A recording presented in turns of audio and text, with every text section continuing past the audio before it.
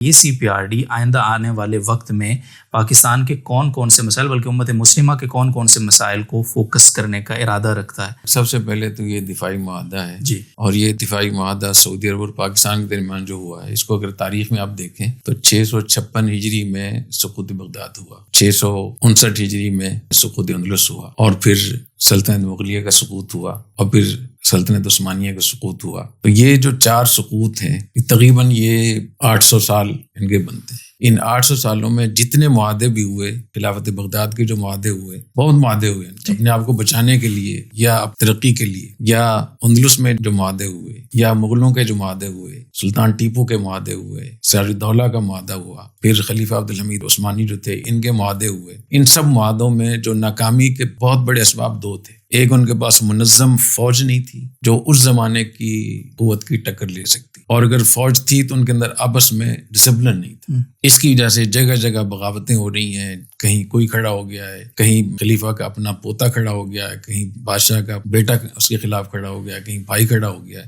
یہ پورا آپ اس نظام کو آپ دیکھیں گے تو آپ کو ہر جگہ آپ کو نظر آئے گی کہ مسلمانوں کے پاس فوجی قوت یا تھی نہیں، یا تھی لیکن وہ منظم نہیں تھی، ڈسپلن نہیں تھی، یا ان کے پاس وہ وسائل نہیں تھے، وہ ہتھیار نہیں تھے جو زمانے کے ہتھیار تھے۔ دوسرے نمبر پہ ان کے پاس معاشی مسئلہ تھا، معاشی اقتصادی حوالے سے۔ آپ دیکھیں سراج الدولہ ہندوستان پہ جو ایسٹ انڈیا کمپنی کا قبضہ ہوا، کیسے ہوا کہ جب انہوں نے کلکتہ اور مدراس اور بمبئی تینوں جب بندرگاہیں اپنے ہاتھ میں لے لی، تو اس زمانے میں ہوائی جہاز تو تھے نہیں، تو ساری جو تجارت ہوتی تھی وہ سمندری راستوں سے ہوتی تھی، تو تجارت ان کے ہاتھ میں آ گئی، تو ہندوستان دن بدن کمزور ہو گیا۔ تو جتنے معاہدے بھی کسی نے کیے تو ان کے پاس معاشی طور پہ تھی نہیں، اس وجہ سے وہ اپنے آپ وہ جھکتے بھی تھے۔ اور سلطان ٹیپو کتنا بہادر آدمی تھا، لیکن وہ مجبور ہوئے معاہدے کرنے پر۔ کیسے معاہدے کہ انگریزوں نے چاروں طرف سے جب ان کو گھیرا اور مرہٹوں کو ساتھ ملایا، حیدرآباد دکن کے نواب کو ساتھ ملایا، تو اس پر مسالت ہوئی کہ آدھی سلطنت سلطان ٹیپو انگریزوں کو دے گا، اور آدھی سلطنت کا انتخاب وہ خود کریں گے۔ جو سب سے بہتر جو علاقے تھے مال وقوع کے لحاظ سے یا آمدنی کے لحاظ سے وہ انگریزوں نے لے لیے، اور باقی جو ہے اس کو وہ چھوڑیں گے اس شرط پر کہ وہ 4 کروڑ روپے، اس زمانے کے 4 کروڑ روپے دیں گے۔ تو سلطان ٹیپو کے پاس 4 کروڑ نہیں دیے، 2 کروڑ روپے انہوں نے نقد دیے، اور 2 کروڑ کے لیے اپنے 2 شہزادے انہوں نے گروی رکھوائے۔ تو دیکھیں مسلمانوں کی جہاں جہاں آپ اس کو دیکھیں گے تو آپ کو اندازہ ہوگا۔ ایسے سراج الدولہ کے ہاں جب ہوا تو 3 گھنٹے کی جنگ میں 53,000 فوج تھی سراج الدولہ کی، انگریزوں کی فوج 3,000 تھی، اور 3,000 میں 1,000 انگریزی فوج تھی اور باقی وہ یہاں کے مقامی تھے۔ 3 گھنٹے میں انہوں نے صاف کر دیا 53,000 کو 3 گھنٹے میں۔ سراج الدولہ کی جنگ صرف 3 گھنٹے ہوئی تھی، اور حضرت مدنی قدس سرور نے فرمایا کہ اس کی وجہ یہ تھی کہ انگریزوں کے پاس جدید ہتھیار تھے، اور سراج الدولہ کے پاس جو ہتھیار تھے وہ پرانے زمانے کے ہتھیار تھے۔ جب تک وہ بارود بھرتے تھے توڑی دار بندوقوں میں، جب تک وہ آٹومیٹک رائفلوں سے وہ بچھا دیتے تھے۔ تو یہ اس پوری تاریخ کو آپ دیکھیں گے، ایسی آپ سلطنت عثمانیہ کو دیکھیں، وہاں بھی یہی تھا۔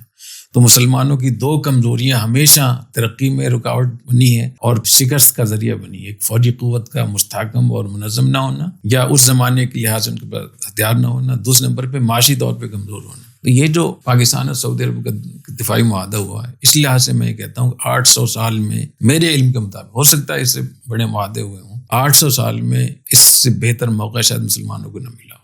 اس لیے کہ پاکستان کے پاس جو فوجی قوت ہے، دنیا مانتی ہے کہ پاکستان کی فوج ایک انتہائی منظم اور انتہائی ایک مستحکم فوج ہے۔ ان کا ڈسپلن، ان کے میرٹ، ان کی تیاری، ان کی تعلیم، ان کی ٹیکنالوجی، ان کی جدید ترین ماڈرن جو ہتھیار ہیں اس کے حساب سے دیکھیں، پھر ایٹمی قوت کے حساب سے دیکھیں، پاکستان کی جو ایٹمی طاقت ہے وہ دنیا میں کسی بھی ایٹمی طاقت سے کم نہیں ہے۔ تو یہ جو 800 سال میں آپ کو کہیں آپ کو نہیں ملے گا، وہ پاکستان کو اللہ تعالیٰ نے یہ فوجی قوت عطا فرمائی۔ اسی بنیاد پہ میں بہت قوت کے ساتھ اور بڑی شرست کے ساتھ کہتا ہوں کہ 1000 سال میں اتنی منظم فوجی قوت مسلمانوں کے پاس نہیں تھی۔ دوسرے نمبر پہ سعودی عرب ہے۔ سعودی عرب کو اللہ تعالیٰ نے حرمین شریفین دیے ہیں، بلاد حرمین شریفین، مکہ، مدینہ، بیت اللہ، روضہ شریف ہے وہاں، اس سے بڑھ کر کوئی چیز ہو سکتی ہے؟ پھر اللہ تعالیٰ نے ان کو معاشی لحاظ سے بہت مستحکم کیا ہے۔ وہاں کے معدنی وسائل دیکھیں، وہاں کا محل وقوع دیکھیں، دنیا کی جو 70% تجارت ہے ان کے ارد گرد چلتی ہے۔ چاہے وہ بحر ہند ہو، چاہے وہ بحر احمر ہو، چاہے وہ خلیج فارس ہو. تو یہ اتنا بڑا ان کا محل وقوع بھی، اور اس وقت عالم اسلام میں جو سعودی عرب کی حیثیت ہے وہ بہت بڑی ہے. تو میں سمجھتا ہوں کہ یہ دفاعی معاہدہ اس 800 سال میں اتنا بڑا معاہدہ ہے کہ اگر اس کے ان ابعاد ستہ کو دیکھیں کہ اس کے آگے کیا اہداف ہیں اور کتنے اہداف کو ہم حاصل کر سکتے ہیں، اور اس کے پیچھے اسباب کیا ہیں، اور اس کے دائیں طرف کیا ہے، کیا کیا ہمارے پاس مواقع ہیں، بائیں طرف کیا ہے، اس کی اونچائی کتنی ہے. اس وقت میں سعودی عرب کو اور پاکستان کو اللہ تعالیٰ عالم اسلام کی قیادت دے رہے ہیں. اتنی بڑی قیادت کا اللہ نے موقع عطا فرمایا ایسے وقت پہ جبکہ مسلمان بے بس ہیں، بے سہارا ہیں. فلسطین کی کیا صورتحال ہے عام طور پہ. تو ان حالات میں اس معاہدے کو بھرپور طریقے سے ہمیں دیکھنا چاہیے. اس کی اونچائی بھی، گہرائی بھی، اس کی دائیں بائیں، آگے پیچھے، اس کو ہم پورا مکمل طور پہ دیکھ لیں تو میرے خیال ہے کہ سعودی عرب کے لیے اس سے بہتر کوئی موقع نہیں ہوگا. اور پاکستان کے لیے بھی ظاہر ہے کہ ہمارے لیے تو بہت بڑا اعزاز ہے کہ ہم اپنے رب کے گھر اور اپنے حبیب صلی اللہ علیہ وسلم کے گھر کی اور شہر کی حفاظت ہمارے ذمہ ہو گئی ہے. تو یہ جو سیمینار ہو رہا ہے وہ اسی حوالے سے ہو رہا ہے. اور ہم چاہیں گے کہ اس کے تمام چیزوں کو دیکھیں کہ دفاعی لحاظ سے تو فائدہ ہے ہی، عالم اسلام کی قیادت کے لیے یہاں سے وہ چیز پیدا ہو سکتی ہے. اس طریقے سے فلسطین کے مسلمان جس طریقے سے مظلوم ہیں ان کے لیے بہت بڑا موقع ہے ان کو آزادی دلانے کے لیے. پھر اس کے ساتھ جو ٹیکنالوجی کے حوالے سے جو ادارے بنیں گے ایک دوسرے ملکوں کے اندر، اور اس کے ذریعے سے جو سائنس اور ٹیکنالوجی مسلمانوں کو حاصل ہوگی، اور پاکستان کو جو معاشی لحاظ سے پاکستان کے پاس اتنے وسائل نہیں ہیں کہ پاکستان اپنے سمندری جو ہمارے پروجیکٹ ہیں یا خلا کے ہیں، فضا کے ہیں یا خشکی کے ہیں، اس میں پاکستان سعودی عرب کی مدد سے سعودی عرب کے لیے، عالم اسلام کے لیے، پاکستان کے لیے بہت آگے جا سکتا ہے.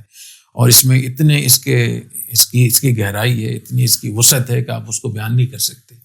تو میرے خیال ہے کہ اس پہ ہمیں بھرپور کوشش کرنی چاہیے. اس کے معاشی فوائد کیا ہوں گے دونوں ملکوں کو، دفاعی کیا ان کے ہوں گے، اور سائنس اور ٹیکنالوجی جو اس زمانے میں سب سے بڑی چیز ہے. اگر یہ ادارے بن گئے اور ایسے افراد تیار ہو گئے اس دفاعی معاہدے کے نتیجے میں، تو میرے خیال میں مسلمانوں کو بہت بڑی اس سے عروج مل سکتا ہے. اور خاص طور پہ جب ہم دیکھ رہے ہیں کہ جو دنیا کی سب سے بڑی 2 طاقتیں تھیں، روس پہلے وہ کمزور ہوا اور اب امریکہ کمزوری کی طرف جا رہا ہے. تو یہ خلا ہے، اس خلا کو پر کرنے کے لیے یہ دفاعی معاہدہ ایک بہت بڑی ایک روحانی طاقت ہے. اللہ تعالیٰ ہمیں اس کی توفیق عطا فرمائے.